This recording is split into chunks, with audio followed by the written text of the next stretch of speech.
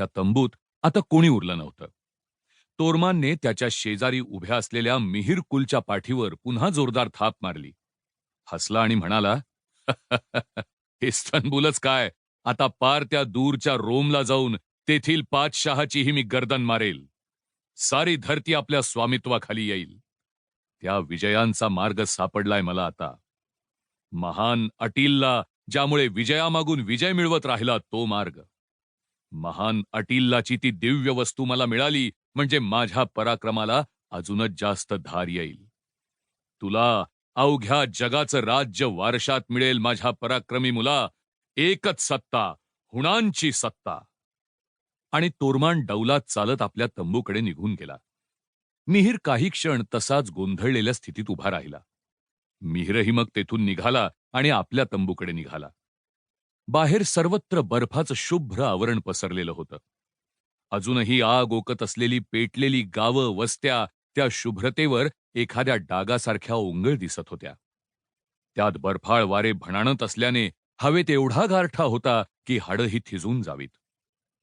उंच टेकाडावरून खाली दरीत पसरलेला हूणवीरांचा विस्तीर्ण तळही त्या शुभ्रपणापासून वेगळा काढता येत नव्हता, कारण सर्व तंबूंवर बर्फ साठलेलं होतं. मिहिरच्या जाड चामडी जोड्यांखाली बर्फ तुडवलं जात होतं.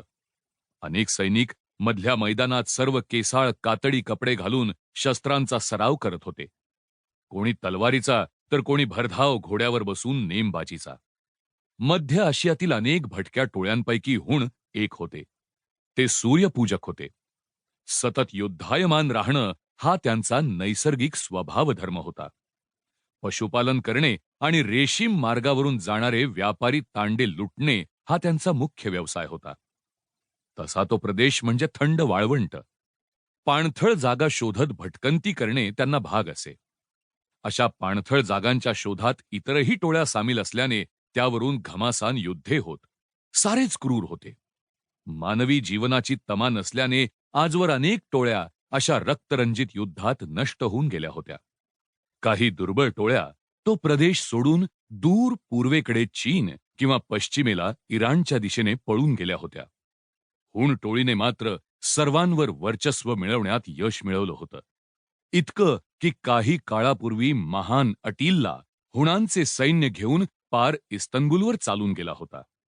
रोमन साम्राज्याचा पराजय करून पश्चिम आशिया आणि युरोपच्या मोठ्या भागावर त्यानं राज्य स्थापन केलं होतं.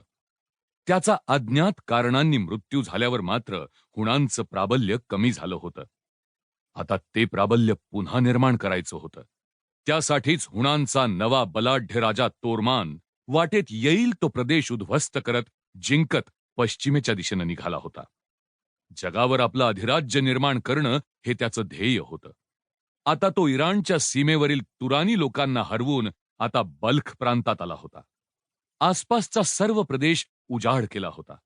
आता बर्फ पड असल्याने सैनिकी हालचाल योग्य नाही आणि पुढे जाण्यासाठी विश्रांतीही हवी म्हणून येथे तळ टाकला होता. त्या रात्री सर्व तळावर एकच कोलाहल माजला होता. सर्वांनी रात्र मद्यपानात, गाण्यात आणि नाचण्यात घालवली. सकाळी सारे सैनिक आणि सेनानी निघायला सज्ज झाले. राजा तोरमान आघाडीवर होता.